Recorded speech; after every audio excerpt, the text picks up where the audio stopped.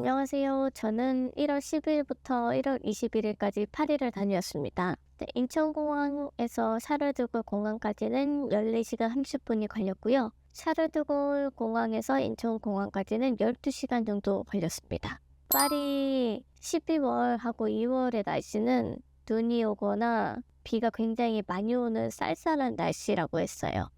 떠나기 전 뉴스에서도 굉장히 춥다고 해서 전기장판 들고 가고 패딩을 하나 입고 갔어요.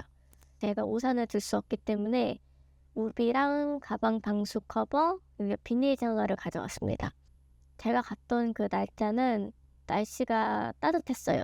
그래서 덕분에 비가 안 오는 파리를 잘 다녀왔고 준비해간 우비용품들은 뭐 쓸 일이 없었지만 날씨는 어떻게 될지 모르니 안 챙겨가는 것보다는 챙겨가는 거를 추천드립니다. 일단 대한항공이지만 에어프랑스 공동운항으로 다녀왔고요. 인천공항 제2터미널에 가시면은 대한항공 쪽으로 가시면 안 되고 L카운터로 가셔야 되고요. 거기에서 체크인을 해서 위탁 수화물도 셀프 위탁 수화물 쪽 줄을 서가지고 들어가는 건데 저 같은 경우에는 발목을 다쳤기 때문에 이제 거기서 직원이 줄 서 있는 저를 보고 휠체어 신청자인 거를 확인해서 맨 앞에 직원 따라가서 체크인을 하고 직원이 있는 곳에서 캐리어를 수화물 맡기고 그리고 휠체어가 온다고 해서 조금 5분 정도 대기를 해서 휠체어를 받았습니다. 휠체어는 대한항공 어플에 에어프랑스 공동운항 그 비행 시간이 떠요. 교통약자를 위한 신청 서비스가 있어요. 항공기 도어 앞까지 하는 걸로 다 신청을 했습니다. 그래서 탑승하기 전에 이제 에스컬레이터 타고 내려가야 되잖아요. 근데 저는 휠체어를 타고 있으니까 엘리베이터까지는 타고 내려가서 비행기 도어까지는 제가 알아서 가야 되더라고요. 이제 샤를드골 공항에 도착을 했을 때 휠체어가 준비가 되어 있는지 한번 알아보겠다고 하셔가지고 자리에 착석을 했고요. 마무리 여행하는 날 이제 혼자서 이제 샤를드골 공항을 갔어요. 이제 일행들이 다 시간이 다르고 먼저 떠난 사람이 있었기 때문에 저 혼자 샤르드골 공항 자체에서 액시빌리티 앤 핸디캡 교통약자를 위한 서비스 직원들이 있어요. 그게 한 4번하고 5번 사이에 있는 건데 이게 다행히 에어프랑스 체크인도 할 수 있는 곳이어서 캐리어를 위탁하고 좀 대기하면은 거기 직원이 휠체어를 가져와요. 그러면 거기에 저를 태워서 보딩 게이트까지 데려다주고 그리고 탑승 시간까지 1시간 반 정도 이제 뭐 돌아다니다가 다시 보딩 게이트 쪽으로 가니까 모든 승객들이 타고 나서 그 뒤에 제가 타요. 항공기 도어까지 데려다주고 배낭이 있었는데 그 배낭을 들고 제 좌석까지도 데려다 줬어요. 그만큼 교통약자를 위한 서비스가 프랑스가 더 좋더라고요. 핸디캡 있는 사람들을 위한 서비스 직원이 있다 보니까 잘 다녀왔습니다. 공항에서 시내까지 가는 방법은 첫 번째는 정찰제 택시를 타고 가는 거 아니면 우버나 볼트를 불러서 가는 법. 두 번째는 이제 RERV를 타고 근처 지하철을 타던가 아니면 버스를 타던가. 교통약자는 택시밖에 못 타기 때문에 택시를 타고 시내에 왔습니다. 당시 시간이 7시쯤 도착을 했고 다 내리고 저는 마지막에 가는 거기 때문에 한 이동 시간이 좀 걸렸는데 8시 다 돼서 거의 나와서 차가 막히진 않은 시간이어서 경찰대 택시가 아닌 우버나 볼트를 불러서 이동을 했습니다. 가격은 40유로 정도로 다녀왔어요. 원래 볼트에서 찍히는 금액이 38유로 정도 됐었는데 40유로를 받았다고 하더라고요. 볼트에서 금액이 실제 찍힌 금액과 받는 금액이 다를 수도 있으니까 요거는 잘 확인해서 타시길 바랍니다. 교통카드 같은 경우는 저는 일행이가 파리에서 유학을 하셨을 때 지금까지 파리 현지 번호가 살아있었다고 해서 작년 12월쯤에 IDF 모빌리티라는 어플에 가입을 해서 아이폰으로 이제 충전을 그때그때 하면서 다녔습니다. 공항을 빠져나와서 역에서 나비고를 만드시는데 보통 월요일에 도착해서 파리를 돌아다닌다고 했을 때는 나비고 위크 패스 일주일권이라는 거를 구매하시고 중간 수요일이나 목요일 때쯤 파리 도착해서 사용하신다고 하면 나비고 데이 패키지라는 걸 구매해서 4, 5회 정도의 교통 이용이 있으면 이득인 거고 4, 5회보다 덜 쓴다고 하면 이득이 아니기 때문에 그때는 그날그날 표를 사고 다니는 걸 추천드립니다. 근데 저도 패스권은 안 사고 버스 이용할 때만 구매를 했습니다. 보통 한 번 사는데 2.05유로 정도고요. 모든 기간에서 버스를 탄 거를 보니까 9번 탑승해서 18.45유로 정도 썼더라고요. 물론 택시를 탔기 때문에 버스를 이만큼 쓴 거지만 나비고 패스권을 쓰는 것보다 덜 타긴 했어요. 내가 이용할 수 있는 거리, 동선, 정류장, 메트로를 다 따져서 패스권을 사고 안 사고는 선택인 것 같습니다. 파리 같은 경우는 숙소를 잡는다고 할 때 행정구역이 1에서 29까지로 나눠져 있어요. 그래서 중심부에서 시계 방향으로 달팽이 모양으로 넓어지는 모양인데 1구 같은 경우는 콩코르드 루브르 이 구역은 그 위쪽, 그 3구역은 콤피드 뮤지엄이 있고 4구역이 이제 노트르담 대성당, 그리고 5구역이 빵테옹 구역이 룩상부르 공원, 그 다음에 7구역이 에펠탑 오르 미술관 이렇게 돌아가는 그림과 같은 모양이고요. 저 같은 경우는 일행 2가 15구역 쪽을 좀 원하시더라고요.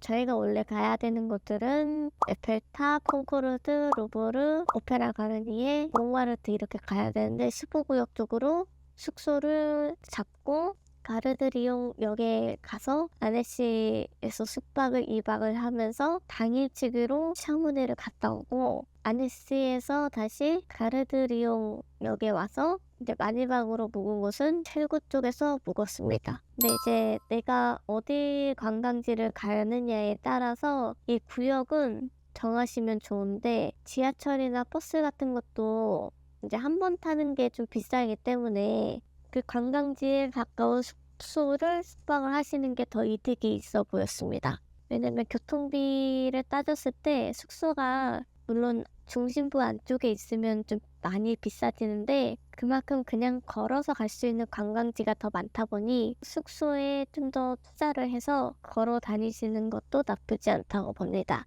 특히 어르신들하고 갈 때는 관광지 중심부에 있는 게 제일 좋아요. 걷는 게 필요하고 이제 하루에 2개 정도씩 보고 다닌다면 이제 숙소에 와서 쉬기도 할 수도 있으니까 비싸더라도 어느 정도 관광지에서 멀리 떨어지지 않은 구에서 숙박을 찾는 게 가성비 있어 보였습니다. 추천을 드리면 저는 7구가 가장 좋았어요. 행정구역들이 거기 제일 많이 모여 있더라고요. 저 같은 경우는 앵발리드 밑에 쪽에 있는 호텔 드 프랑스 앵발리드라는 곳에서 숙박을 했는데 요 근처가 대학도 있고 사회연대 보건부도 있고 관공서도 붙어 있기도 하고 굉장히 조용하고 직장인들이 많이 다니는 여기가 곳이더라고요. 조용하고 안전하고 좋았습니다. 만약에 추천한다고 하면 7구 쪽 저도 추천을 하고 6구나 5구 요 사이도 나쁘지 않다고 봐요. 근데 만약에 나는 좀 더 한국 유학생들이 있는 곳이 더 안전할 수도 있으면 15구에 하셔도 좋고 먹거리가 좀 많은 곳이 14구 쪽이에요. 여기에 베트남 음식점이나 일식이나 이런 것들이 좀 많이 있는 곳이기 때문에 여기서도 많이 묵으니까 여기도 한번 고려해 보시는 것도 추천드립니다.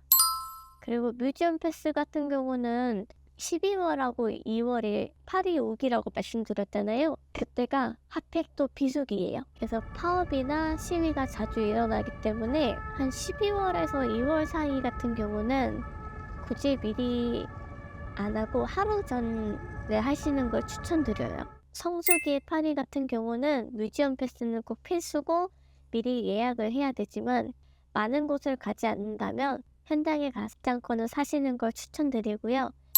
해외여행을 할 때 한식을 들고 가야 되는 사람이라서 전기포트기를 챙겨갔고 이거는 사람마다 좀 많이 다르기 때문에 참고만 해주시고, 그만큼 나이가 들면 입맛이 바뀌기 때문에 한식 꼭 필수로 챙겨가세요. 만약 한식이 먹고 싶다면 파리 시내 한인마트가 곳곳에 있어서 숙소랑 좀 가깝다면 거기서 사서 드시고, 만약에 멀고 가기 힘들다면 한두 끼 정도 양만 가져와서 드시길 추천드립니다. 나이가 젊은 분들은 입맛에 맞는 경우에 음식이 더 많기 때문에 성수기에 간다면 유명한 비스트로 식당은 예약 1~2달 전에 꼭 필수로 하시고, 비수기 때에 간다면 피크 시간대만 조금 피해도 워크인이 가능합니다. 그런데 지방에 있는 소도시는 꼭 필수로 2달 전에 하셔야 되기 때문에 알아보시고 미리 예약하시길 바랍니다. 그리고 이 영상이 교통약자나 거동이 불편한 분들께 정보 전달을 하기 위해 만들었는데, 첫 번째는 이제 한국에서 쓰시는 휠체어가 있으면 항공사에 문의해서 위탁 수화물을 붙일 수 있으면 탑승하는 날 현장에서 붙이면 되는데, 단점은 내 위탁 수화물 기로수에 포함시키기 때문에 여행 후에 돌아올 때 내 선물을 많이 사지 못하는 단점이 있어요. 하지만 교통약자는 혼자 잘 가지 않기 때문에 같이 간 가족이 있잖아요. 수화물 무게 조정해서 커버하시면 문제없이 뜰 수 있습니다. 파리 시내에서 이제 휠체어를 대여할 때 구글 챗 GPT 물어봤는데, 파리 주댐무라는 홈페이지에서 앱솔이라는 홈페이지를 알게 돼가지고 여기를 들어가면 이게 렌탈이라고 해서 여기 들어가시면은 운동 휠체어라든가 수동 휠체어, 전기 휠체어 이렇게 해가지고 여러 가지 상품이 있는데, 금액은 예약을 넣어보셔야 정확한 금액을 알게 되는데, 일반 수동 휠체어를 빌린다고 할 때는 한 14유로부터 시작하는 걸로 제가 알아봤어요. 그래서 홈페이지에서 제가 원하는 휠체어를 이쪽 예약하는 쪽으로 들어가서 이제 먼저 문의를 넣어보고 호텔에 주소를 넣어서 문의사항을 넣어야지 대여를 할 수 있는지 이제 정확한 길이가 나오나 봐요. 이제 가까운 파머시라고 써져 있는 초록색 십자가가 있는 곳에서 대여가 가능한지 한번 물어보는 것도 한 방법입니다. 저는 이 방법을 파리 시내에서는 하진 않고 아네시에서 한번 이용을 해봤어요.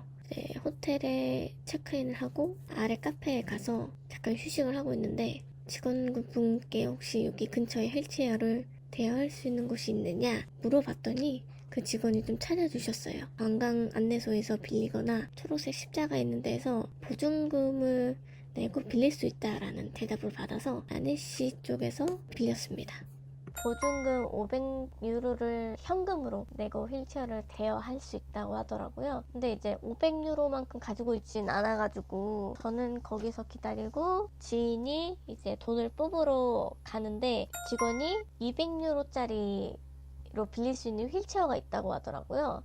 이제 그만큼 상태가 좋지는 않다고 하는데, 막상 받아봤을 때 괜찮더라고요. 앉아있기 그렇게 나빠 보이진 않아가지고 200유로를 현금으로 빌려서 아네시 이제 호숫가 근처만 살짝 봤어요.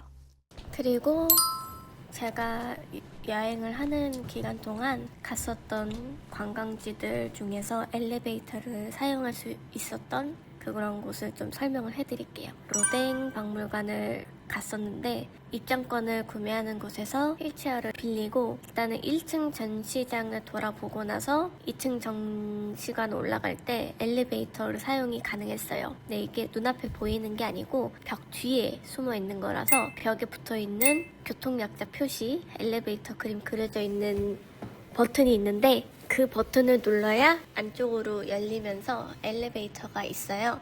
그 안에 화장실도 있으니까 화장실을 이용을 하신다고 할 때 그 안쪽을 이용하시면 되시고, 그렇게 엘리베이터를 타고 2층 전시장 구경하고 나왔고요. 그 다음에 개선문을 갔는데, 엘리베이터가 있었다고 하지만은 만약에 현지에서 입장권을 구매를 한다면 일단 지하 쪽으로 내려가서 입장권을 사고, 그 오른쪽에 있는 계단이 있어요. 그 길로 올라가서 개선문이 바로 1층이잖아요.